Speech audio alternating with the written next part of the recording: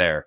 And then the third famous one is the dispute between the Scotists, the Thomists, and the followers, which don't really exist anymore, of a medieval scholastic named Durandus.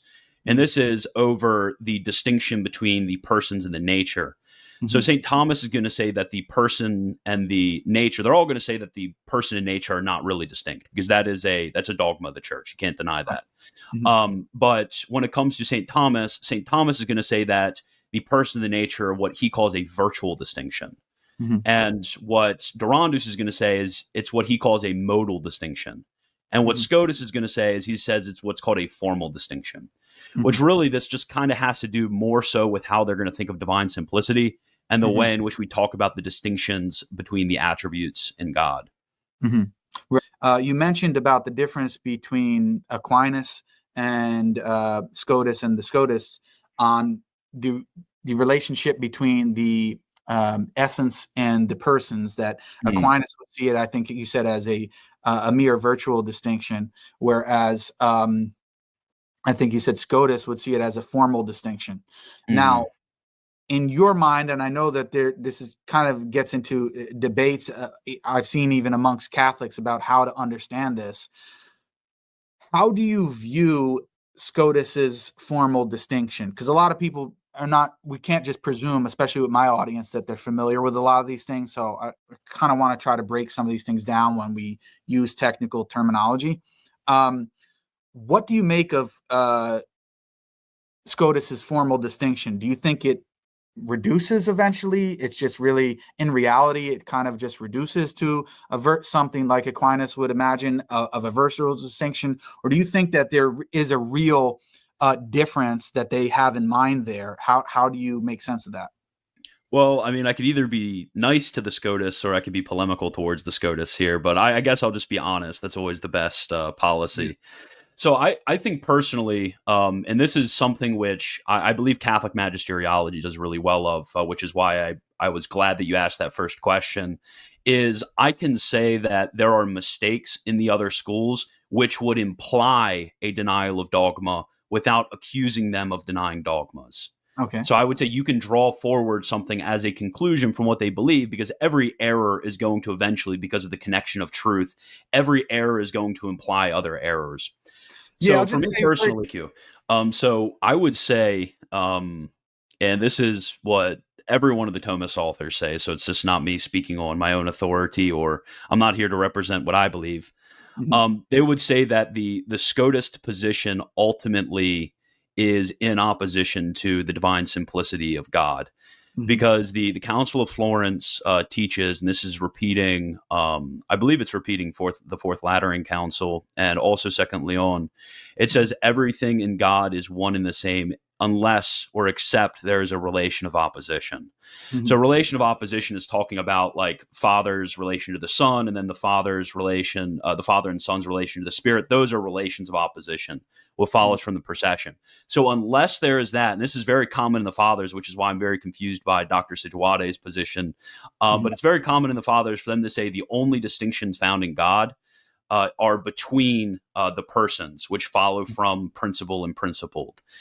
So, which is obviously, prima facie seems like a very difficult position to hold, but this is something in line with the simplicity of God. So when we're talking about the simplicity of God, what we mean by this is there's no composition. And by composition, we mean a union of really distinct things insofar as they are really distinct. So like our body and soul are really distinct. So they're united, and therefore they are united insofar as they're really distinct. And this is going to imply composition. So we as humans, we're composite, we're corruptible, and this would, in accordance with Catholic argumentation, we would say that this would imply some sort of imperfection. So when it comes to the Scotist view, I cannot see how you can have a distinction which is before the intellect and on the part of the thing, unless it's going to imply some sort of real union between really distinct things insofar as they're really distinct. And therefore, this would imply some sort of composition and therefore imply some sort of imperfection. But I mean, to kind of get through the initial objection, because a lot of people will say, well, you say this for the Scotists who hold the formal distinction, but don't you hold that the persons are really distinct? Well, basically what a Thomist would respond to the Scotist on this is say, well, the persons are actually not united insofar as they are relatively opposed. They actually have a lack of union insofar as they are relatively opposed. They're only united insofar as they share the same deity, whereas you think the attributes are united insofar as they have this formal distinction. So therefore, your formal distinction would imply composition, whereas what other Catholic theologians say about the distinction between the persons, this would not imply composition, because composition is a little bit more than just things being really distinct from one another. It also implies, on top of that, some sort of union insofar as they are really distinct. There seems to be, because Scotus and his followers are not going to say, yeah, we reject divine simplicity, right? They're not going to say that openly.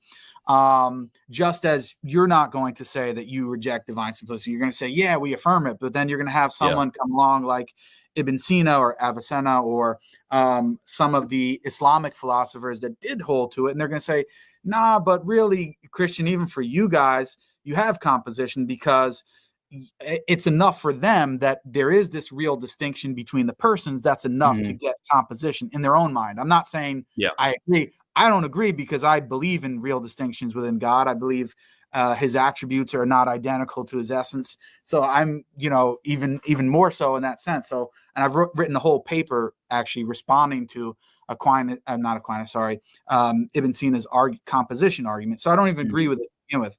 But I'm just saying, I want to point out for the audience that there are different groups and different schools within Islamic theology as well as in Christian theology who will wear the label and say that they believe in divine simplicity, but they have different conceptions of that. They have different understandings of what that means and what is necessary for them to actually affirm or deny in order to be in line with divine simplicity. And what you're saying, and that's from your point of view, and fair enough, is that the Scotus position on the formal distinction between the essence and the persons is going to result, from your point of view, in some type of composition. I've actually seen some proponents of Thomism argue in the opposite way, and that's why I asked you the question initially, where they'll try to smooth things over. And I actually agree with you, by the way, about what you think Scotus's position results in. I would agree with that. But I've seen Catholics kind of go the other direction, try to really smooth it over and say, nah, really the formal distinction kind of just is like a type of virtual distinction that Aquinas has in mind. And so there's really not that much of a difference. I don't hold that view. I think if you really look at it more honestly, as you said, it's prior to the intellect and in the thing itself. So, I mean, what else would that be? It doesn't seem to really be a mere virtual distinction. It does seem to be a type of real distinction. Yeah, so, exactly. Like for the virtual distinction, it's basically the idea with the virtual distinction is there's a dual foundation. We talk about a twofold foundation of the virtual distinction. So on the one hand, there's a foundation in the poverty of our intellects. So the fact that we cannot understand something under one and the same concept, or we call it a ratio. They're not under the one and the same ratio. Whereas when it comes to the thing itself has a supereminent perfection to where it, under one concept, contains multiple different rationes or ideas or concepts, or however you want to put that word into English.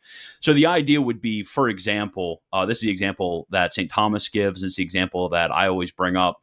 If you have a king, it's kind of hard to understand this in a Western context. But if we have a king, the king has executive, judicial, and legislative powers, and he is able to communicate these powers unto his lesser ministers. So his lesser ministers are going to have a part or share of his power, but in the king, it's just the one kingly power that eminently contains all of the lesser powers. So for us, we would talk about God pouring forth his perfections into creation, and there is goodness, beauty, and all of these different perfections among creatures, but in God, it just is the one single simple perfection, which eminently contains all of those lesser perfections. So that is a little bit different than the Scotist idea, which is the foundation is not merely in the eminent perfection of the thing, but actually on the part of the thing. Yeah.